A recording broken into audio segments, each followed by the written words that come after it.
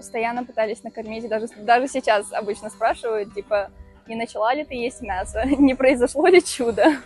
Почти все можно заменить. Ну, хинкали вряд ли. У нас тут не готовят на растительном мясе, не готовят, не знаю, с какими-нибудь картошками, вот это вот.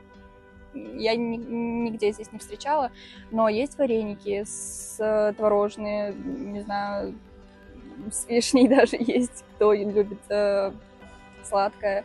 А если хочется прям очень сильно набрать белок, то в кашах, во-первых, много, в бобовых, в творожных продуктах. Фалафель очень сильно хочется.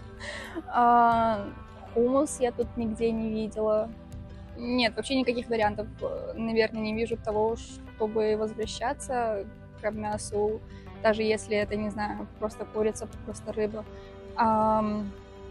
Ну, во-первых, мне на вкус не очень, во-вторых, наверное, это самая такая большая, главная причина, почему я отказалась от мяса.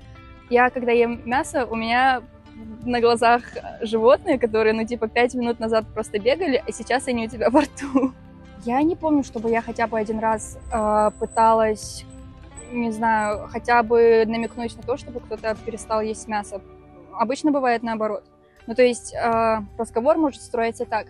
Меня пытаются накормить, начинают меня спрашивать, почему я не ем мясо, какие у меня убеждения. Я начинаю объяснять, что как бы это живые существа, что-то там, бла-бла. И это как будто бы люди воспринимают пропагандой с моей стороны. Не пытайтесь накормить вегетарианцев мясом.